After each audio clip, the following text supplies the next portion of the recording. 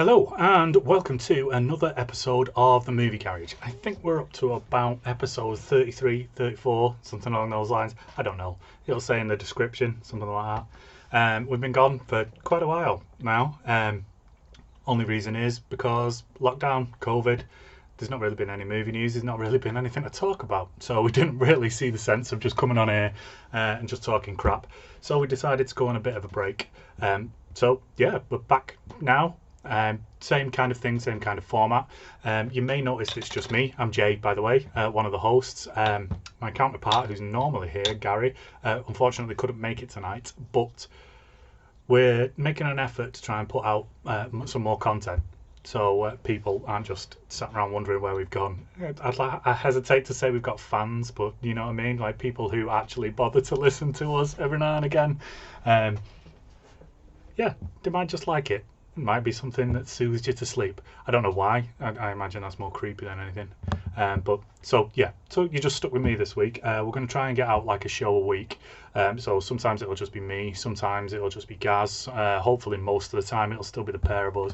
We may even try and sneak on a few guest hosts or something along those lines, but we'll see how it pans out.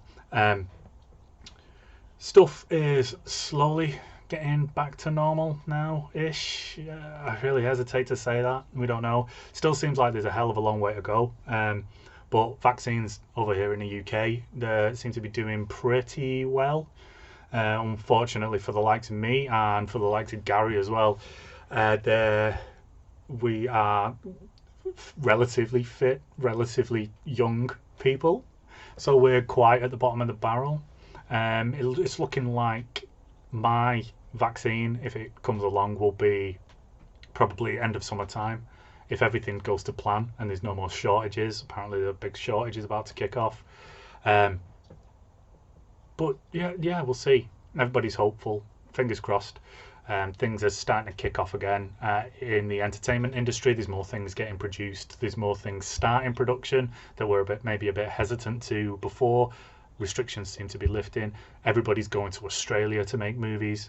Like there's been the entire cast of Thor, I think, filming Love and Thunder in Australia at the moment, and I think coming off the back of that, they're also filming. Oh my God, what was it? What was the movie that he was in for Netflix? Chris Hemsworth. I can't remember the title of it, but they're also off the back of that, obviously because he's already in Australia. The entire film, the entire crew of that movie are going over to make a sequel to another Chris Hemsworth film, so he can just basically stay there, crack on with whatever he's doing. Stay there. Isn't he Australian? So surely he lives there. Yeah, even more useful for him, because there's pretty much no COVID over there. Hopefully we'll be right again by the end of the year. We shall see. We shall see. Fingers crossed. Like I say though, stuff seems to be getting back to normal, and there is an actual path to everything reopening again that's been laid out. So provided nothing goes mental, provided we don't get a third wave here in the UK, which isn't impossible because people are arseholes, as they are everywhere else in the world, then we should be able to do stuff. Doing stuff like going to the cinema. It's a movie podcast. That's what we're supposed to be talking about. Professional as ever. Yeah, sorry. So cinemas, as it's planned so far, cinemas are supposed to be opening in the UK on May 17th.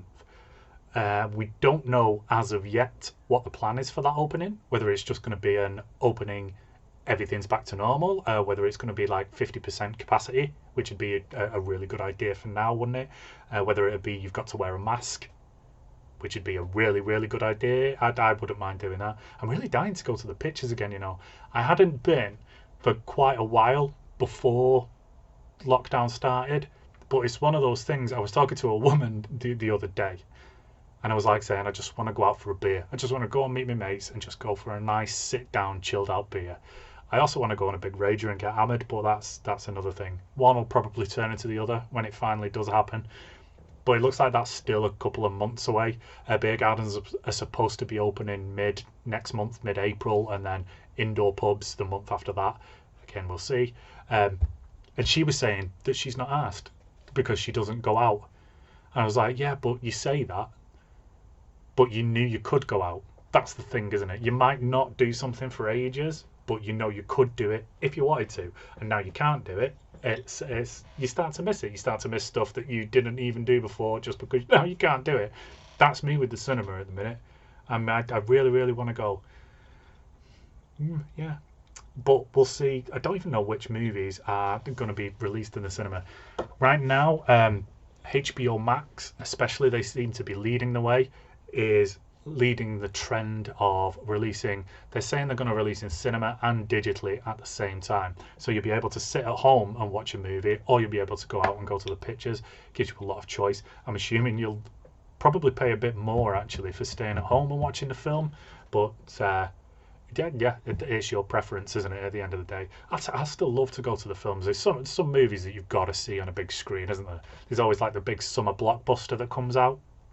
That always needs to be seen on a big screen with proper sound and everything along those lines. But like I say, HBO Max have announced that their entire like big budget movie card for the entire rest of this year will be available on HBO Max in the States and at the cinema on the same day. So that includes stuff like the next, I don't know if it includes the next Avatar film. Am I making that up? Is that Disney that I've got that now?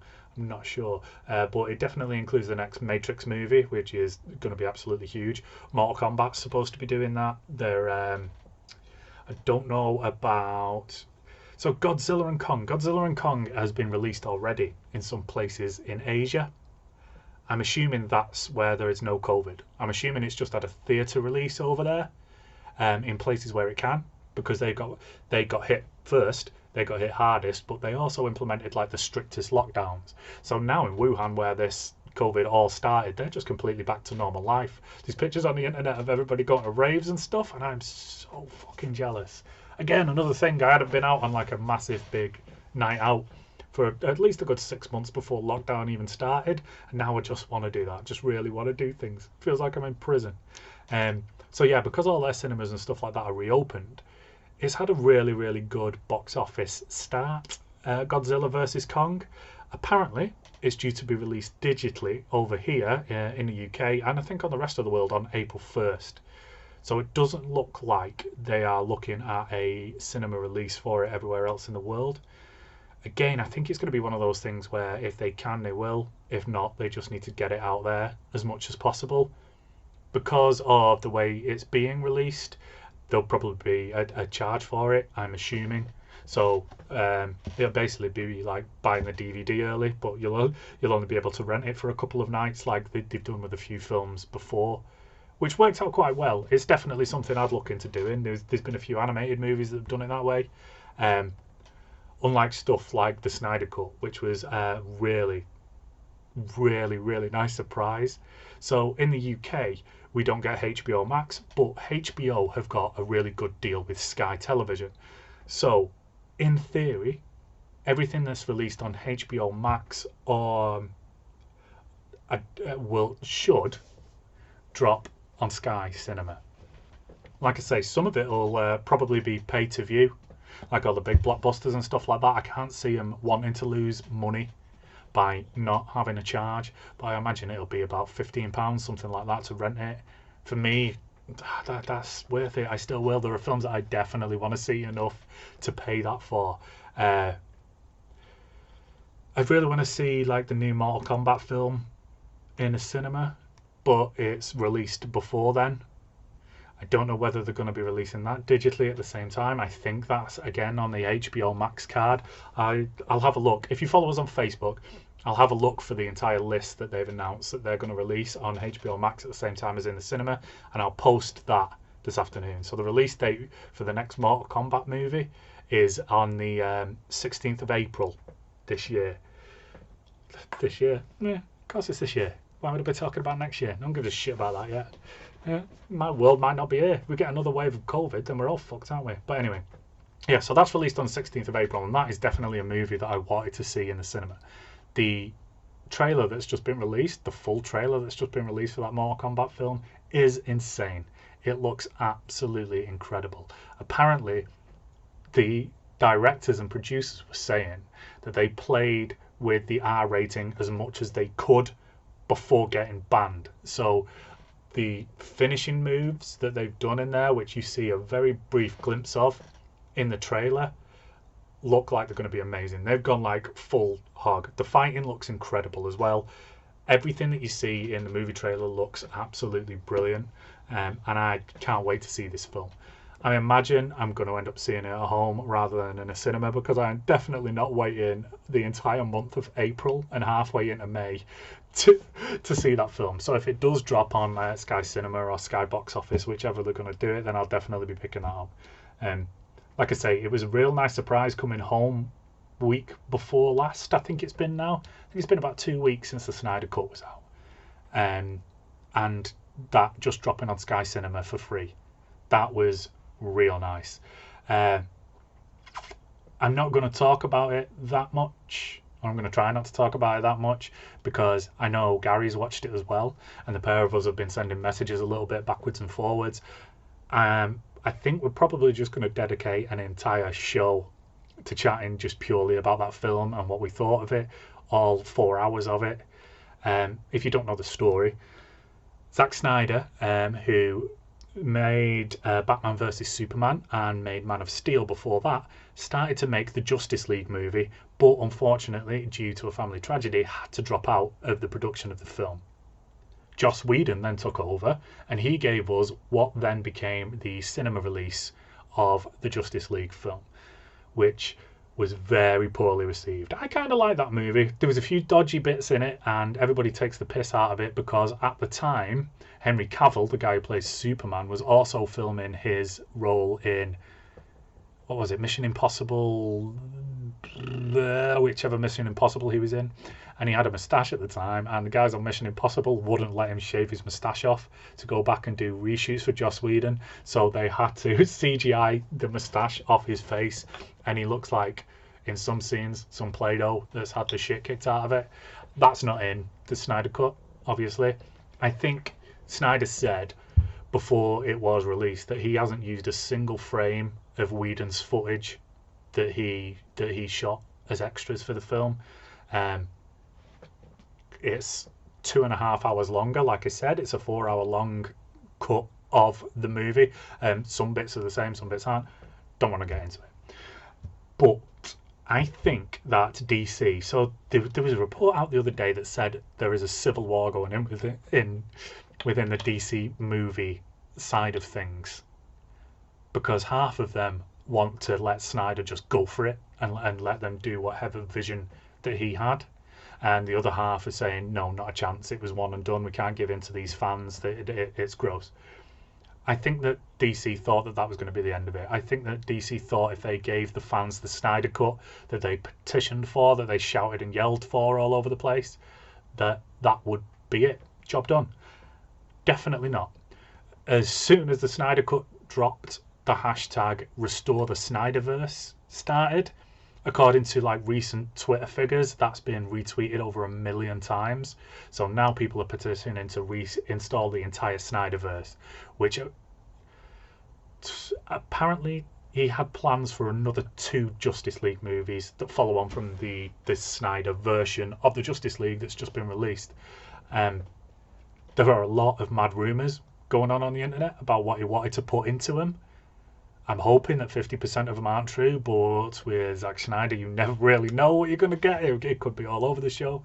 But there's a lot of things in that Snyder Cut that hint that he had bigger plans in mind.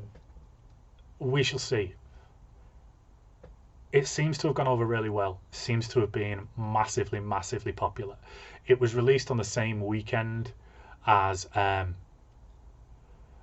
the Falcon and Winter Soldier, the Marvel TV series that dropped on Disney Plus, and apparently it just battered Falcon and Winter Soldier with streams. So we shall see what they do. I mean, it's a cash cow in it at the end of the day. I can't see them not milking it. We have got a different version of Batman coming out soon, played by Robert Pattinson, so I don't know. The DC side of movies and stuff, they've got away with everything pretty well so far. I mean, they've said that basically they're working in a multiverse, so everything is connected, but everything isn't connected. I think the Flash movie is going to do a hell of a lot to connect some of those one-off films and maybe even some of the older movies. There's rumours that Keaton's coming back for it. We've already kind of seen him in the TV show, the Flash TV show. But yeah, things are progressing. It's interesting. Another hashtag that came out off the back of that Snyderverse thing was to release the Ayer cut. So the David Ayer cut of the first Suicide Squad movie. If you've not seen the first Suicide Squad, it's kind of all over the show. There's some really, really good characters in it, and it is a good film up until about like the start of the third act, when some weird CGI monsters turn up and everything kind of goes right off the rails. It had really good intentions. Apparently there was a lot of studio interference, and Ayer's original vision was a hell of a lot different. So now people are petitioning to release the Ayer cut of that film. And this is something now they've got the bit between the teeth after getting the Snyder cut of Justice League. They've got the bit between the teeth, and it's just going to go on and on. It's just going to go on and on. There are some of them that I'm really interested in seeing. There was an article the other day that said Robin Williams did that much dirty ad-libbing during filming Mrs. Doubtfire that there's enough there for an R-rated cut of Mrs. Doubtfire. That I'd be into. Episode 3 of Star Wars. Which one is it? It's Revenge of the Sith, isn't it? Apparently there's a 4-hour cut of that knocking about somewhere. That I'd be into. I'd definitely be into watching 4 hours of Revenge of the Sith. That'd be really good. But God knows what they can do. As well, like with the Ayer cut stuff, there's another Suicide Squad movie coming out. They just dropped a trailer for that, and it looks mega. They've done really, really well with it. It looks like there's a cast of millions. I'm not sure. I think there's something like 20 main characters in it or something absolutely ridiculous. The ad looks bonkers. I've shared it on our Facebook page. Go and have a look at that. It looks really, really good. This is directed by James Gunn, so coming off of the back of Guardians of the Galaxy, he has previous with these kind of movies, so he's got a lot of kudos and backing in his corner for this film. He's quoted as saying that this is the most fun he's ever had directing a movie. The advert looks great. A couple of the characters from the first Suicide Squad movie have made it over. Obviously Harley Quinn, no getting rid of her now. She's had her own film. I'm pretty sure she's locked in forever as Harley Quinn, which I'm not really mad about. Margot Robbie was really, really good. A couple of the others have followed him over as well. It looks like it's going to be really good. I think the studio has got a lot of confidence in this film. The main reason being a character called Peacemaker, played by John Cena, former WWE wrestler John Cena. Are they ever former WWE wrestlers? Or do they just like, because it can never, they always go back, don't they? You always see The Rock every now and again going in for a bit of a scrap. Do you think like Vince McMahon has got a big stack of restraining orders on his desk that just prevent WWE stars who've gone off to do movies from coming back and just starting fights again? There must be something like that. I don't think you're ever former WWE. I think you're WWE for life, and you can just go back and wrestle whenever you want. Again, it's another cash cow. They're not going to say no to a massive movie star who wants to come in and have a fight, are they? Millions of people are going to watch that. Anyway, like I was saying, Peacemaker, John Cena's character out of the second Suicide Squad movie, has already got, and I think they've finished production on, a TV series which is going to be airing on HBO Max, again done by James Gunn. So that's just insane. The movie's not even out yet. We haven't even been introduced to the character properly, and they've gone off the back of this film and given him a TV series. So there you go. A lot of confidence in that. I don't know whether he's going to be going back doing another one. I'm assuming James Gunn's next project is going to be Guardians of the Galaxy 3. Like, fingers crossed. We're doing like Thor, Love and Thunder. I think they might have wrapped production on that. If not, they already are. They've all like gone over to Australia to do it. I've seen that. Australia being pretty much COVID free, so pretty much every single movie and all of the movie industry has kind of shipped itself over there. I've seen that Chris Hemsworth's, was it Extraction, the movie that he did for Netflix? After Love and Thunder finishes production, the entire like production company for Extraction, the guys who were doing the second one, have gone over there to film straight afterwards because that's COVID free, and obviously their star's already there. I say already there, and he's Australian. So yeah, so he's at home. So yeah, he's already at home. So he can basically just stay there, filming one movie, going off the back of another without really travelling very far. Makes a hell of a lot of sense. So yeah, Extraction 2 is, I don't know whether it's going to be based in Australia, but it's definitely being made over there. It's one of the only countries where they've basically got free reign and life's back to normal at this point. So yeah, there's something I'm looking forward to. Quite a lot of other Marvel news and whatnot. I keep forgetting what I've spoke about on this one already. I've written notes down here in order to try and get through everything. I kind of started at the bottom and then worked back to the middle and then gone up. So we shall see. Yeah, other Marvel news. Black Widow has been getting knocked back and been getting knocked back and been getting knocked back. It's been given an official release date now, doing the same thing that HBO Max have been doing on Disney Plus. It's getting a release at the cinema and it's getting a digital release at the same time. It was about time this happened, because I'm imagining that this project, I don't know, because it's spoilers, it's got to be a prequel, hasn't it? So whether it does have wider effects on the greater Marvel universe, every single one of the films do. So there'll probably be characters in Black Widow, the Black Widow movie, that pop up later on in the Marvel universe and whatnot. So they've got to get this project out there. It's been ready to go since like middle of last year, hasn't it? So it'll be holding everything up, everything else that's yet to come. So now they've given it a definitive date, which is July the 9th. It's getting released digitally and in a cinema at the same time, just to shunt it out there, just get it done. Spider-Man No Way Home as well, the third Spider-Man movie. I hope Tom Holland just stays as Spider-Man forever. I really, really like him. He's got 2 new movies out that aren't Spider-Man at the minute. I think I've cried in every single Tom Holland movie so far. So these 2, I'm quite.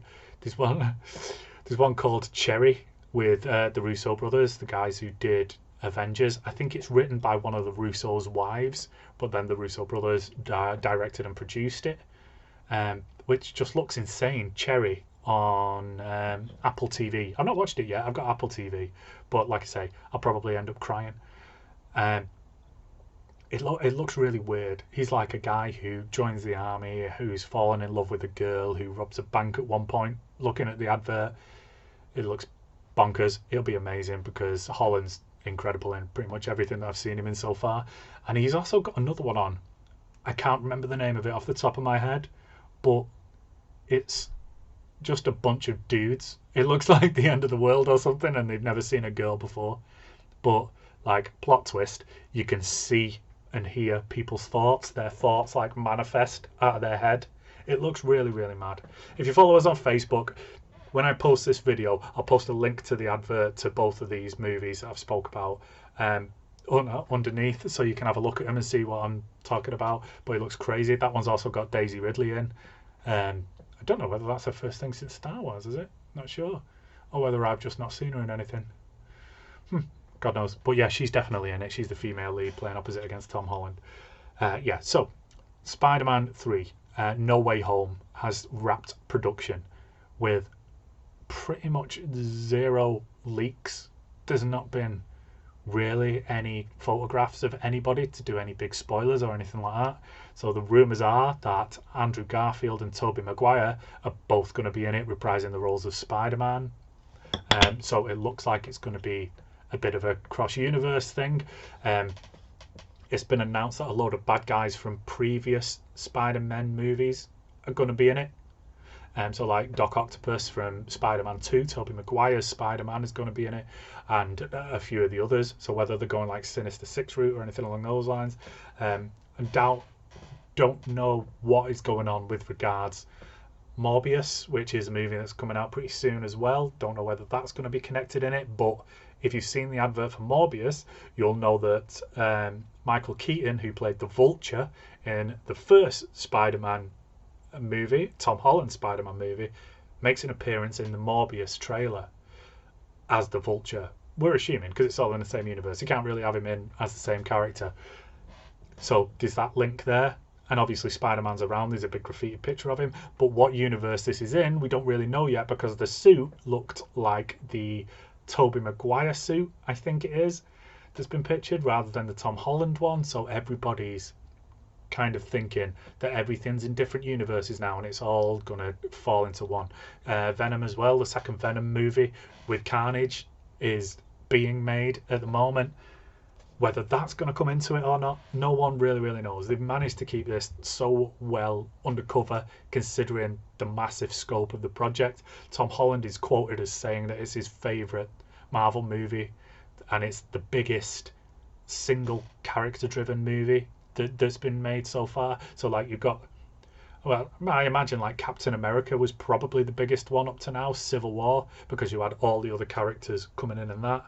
But apparently this one is the biggest one that they've done so far, so it's got to be bigger than Civil War. Avengers don't count, because Avengers are all the fucking characters. So, yeah, that doesn't count. So just like a single character-driven one, this is supposed to be the biggest one so far. And it's coming out really soon. 17th of December this year is the release date for that film. They've literally wrapped production now. So they've got like, what, 4 or 5 months? Let's say 5 months before it's kind of got to be ready, done and dusted, all the CGI and all that kind of stuff. They must have been doing it for a long ass time already to have like the balls to say that to say that it's coming out so soon. Normally it's like a year and a half, 2 years in post-production, isn't it, for a movie like this, because they've got to get all the CGI done, then maybe do reshoots and all that kind of shit. So the fact that it's coming out so quick, it's kind of amazing. Kind of makes me think that there's real big plans coming on for whatever's coming next in the Marvel universe. I mentioned before that the Falcon and the Winter Soldier is out on Disney Plus. As I sit here talking to you, when am I going to? This is probably going to go online on the Thursday of this week, which I think is the 1st. I think 1st of April. So no, I'm not joking. There has been 2 episodes of the Falcon and the Winter Soldier, and I'm really into it. Since we last spoke, all of WandaVision's gone by as well. WandaVision was amazing. Oh god, they did so well. A lot of people didn't really like it at first, and when it got into the swing of the story, which I think was about episode 3 and 4, when you started to find out what was actually going on, people really started to dig it. I loved it from the start. I thought it was really cool. It was obviously something mental like that was going to be going on, but yeah, if you've not seen it yet, go watch it. It's definitely worth a watch. So is the Falcon and the Winter Soldier. It's just getting good right now, Falcon and Winter Soldier. I think it's only 6 episodes, this series, so it's got to move pretty quick. Yeah, very much enjoying it. Other than that, Godzilla vs. Kong. I don't think I've mentioned that in this one. I started filming before, but everything went tits up, so I had to start again. So I know I've spoke about Godzilla vs. Kong, but I don't know whether I did it in this recording or not, and I'm too lazy to watch the whole thing back. So just deal with it. If I've already told you this once, you'll be fine. It'll only be for like 2 minutes. Godzilla vs. Kong has already had a release date. Last week it was released in all the Asian countries and stuff like that. So like most of Asia is now COVID free, because although they got it first, they also implemented the strictest regimes of lockdown. I mean, like China and stuff like that shut everywhere down, locked everybody in their house, and then sterilized entire cities. They built a hospital in a week. Their COVID response has been utterly bonkers. Wuhan, where this all started, people are going out to raves and stuff. Amazing. So it's had a cinema release over there, and it's done really well at the box office, probably because there isn't really anything else that's being released at the minute. Everybody's holding it back and holding it back and holding it back. But this has. Godzilla vs. Kong, they were just like, screw it, let's just do it there. Apparently, it is getting a digital release for the rest of the world on the 1st of April. I think that is going to be another HBO Max one, so it'll probably be pay-per-view on Sky in the UK if you've got it. If not, HBO Max in the States.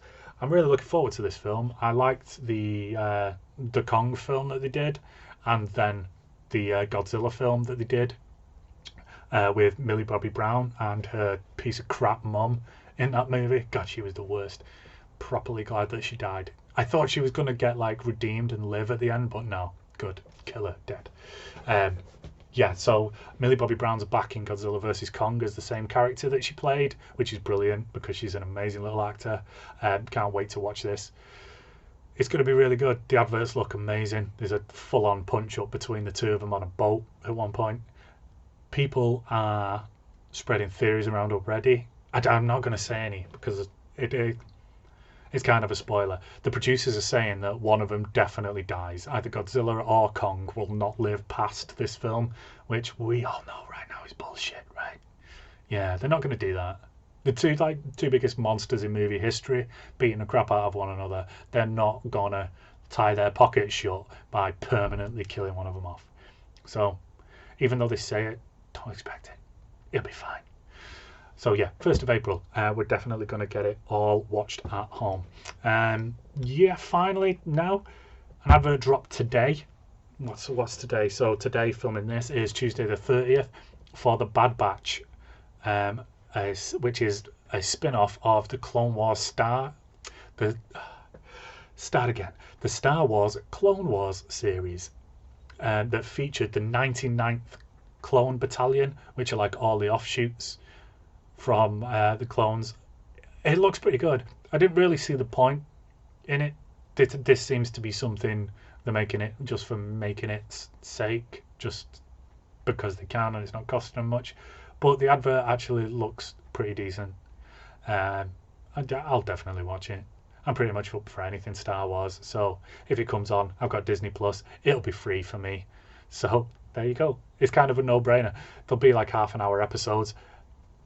I think it's set after the end of the Clone Wars, so I imagine it'll be between movies 3 and 4, so after Revenge of the Sith and before New Hope, so there might be some character crossovers between there. They'd be kind of stupid if they didn't do that with everything else that they've been doing, with everything else they've been throwing out for us that way. The Kenobi series as well is also going to come on. That's in production at the minute.